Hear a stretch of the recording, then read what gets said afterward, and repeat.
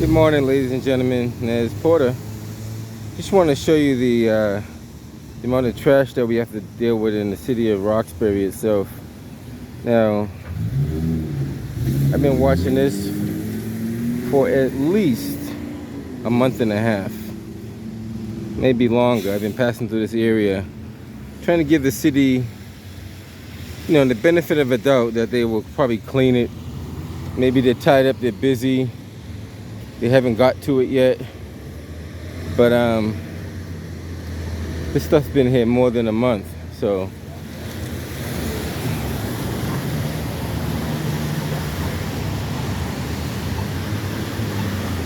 and the real bad thing about this is that it's right next door to the Boston Public Works Department. So if they say they don't have the manpower, they don't have the time, that's not true.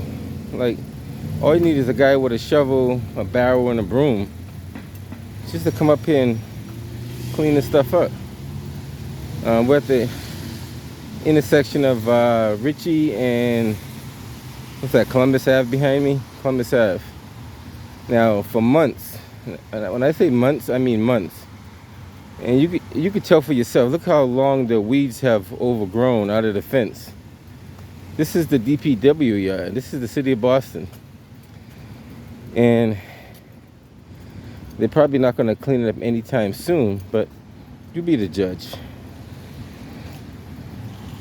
You think Brookline or Cambridge, or maybe Cambridge, but not Brookline, will look like this?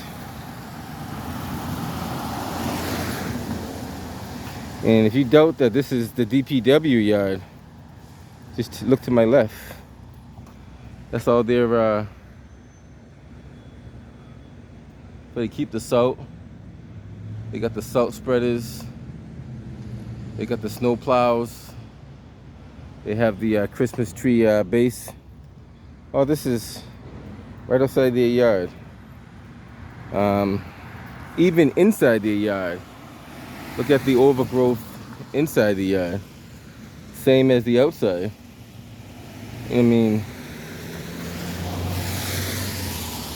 and I try to give them the benefit of a doubt and say that maybe they get to it sooner or later, but I guess later than sooner, because I've been watching this for over at least 3-4 months now, and I haven't seen anything change. That's the inside of the yard. Even if they did like 10-foot sections a day, they would be done by now. So this is something that, this is one of many areas of the city of Boston, that need some improvement. Like the supervisors should be ashamed of themselves, because I'm pretty sure they passed by this area. Now, this is one of their gates that they use. They don't use this gate as much as they use the other gate on Highland Street, but still, it is one of their access points. And they were over here recently because not too long ago there was a pile of trash, like right where that recycle bin, trash bin is, and they had salt spreaders over here. So they moved the salt spreaders that were here. Look like they put them on the back of the trucks. If you guys can see down there, the salt spreaders are now on the back of the trucks. They weren't there before. I'll give you a better view of that so you can see what I'm talking about. Let me move over this way. There's 3 trucks parked to the right that now have, my focus is not working too well. Oh, here we go. 3 trucks to the right that have salt spreaders on there. And they have plows on there too. So they're getting ready for the winter. But those spreaders and plows were parked in this section over here about 2 weeks ago.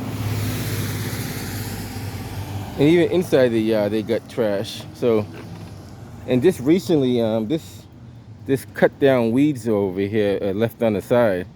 I think the Parks Department did it, and they just left it right in the middle of the sidewalk. Like, when I say stuff, I'm not making this stuff up. Just the last couple of days, these were cut and left obstructing the sidewalk basically. And I think that's from when the Parks Department was cutting their side of the fence over here. They just cut off what they can cut and they just threw it over there. At least the Parks Department, you know, they're at least trying. Like, they do a decent job trying to maintain their section anyway.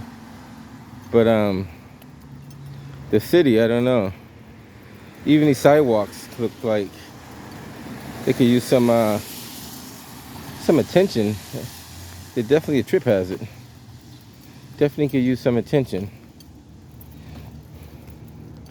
So that's what I want to show you guys today. This been, like, I can see if they didn't do it in maybe 3-4 weeks and they were kind of tied up. But when you leave it that way for months, that means you have no intention in having it done. Now keep in mind, we taxpayers, we're paying, we're help paying the budget for this kind of maintenance. And if it's not being done, the question will be, there could be household garbage, some of it, not too sure. Yeah, those bags don't typically come from a park unless you had a party or something. But we taxpayers, we pay a good chunk of the maintenance for our city and our communities. And if it's not being spent wisely, we ought to ask the question, where's the money going to? All right, guys, until next time, there's Porter. You get some images of the Canadian geese over there. Early in the morning. Catch you on the next one. And, oh, this is another issue too with this stop sign up here. Might as well show you how these cars run through the stop sign. They don't stop. They just keep running right through it. There's never fail. Cars will run right through the stop sign. All these cars are running right through the stop sign. They only stop when they see an opposing car. And this has been an ongoing problem. There's been many accidents at this intersection, and cars do not stop. And I've been asking the city for years now to put a stop sign over here. It seems that it's fallen on deaf ears. So, see how many people actually physically stop.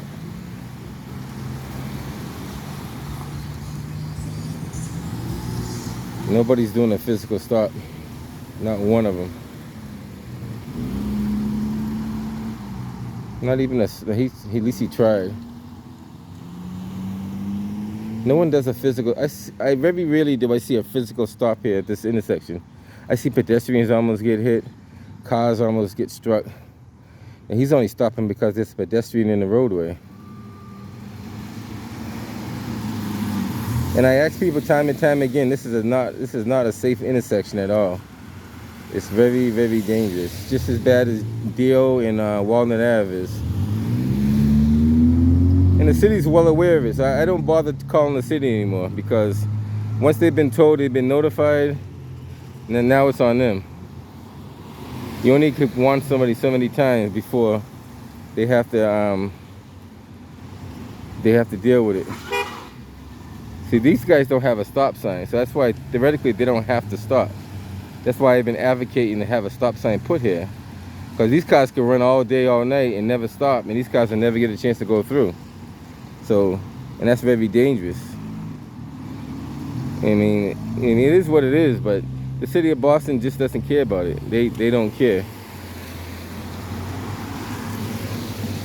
If they did care, he'll call you back and say, hey, Mr. Porter, we investigated that area and we're going to put a stop sign there.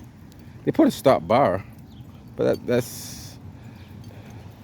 And the reason why they couldn't put the stop bar over there, there was a car that parked there for months, right in the middle there. I don't know if it's probably in a couple of my videos. It never moved. It finally moved after it got hit so many times. But that's the stuff we got to deal with in the city of Boston. But I'm just gonna document and report what I see. Until next time, guys. It's Porter. I'll catch you on the next one.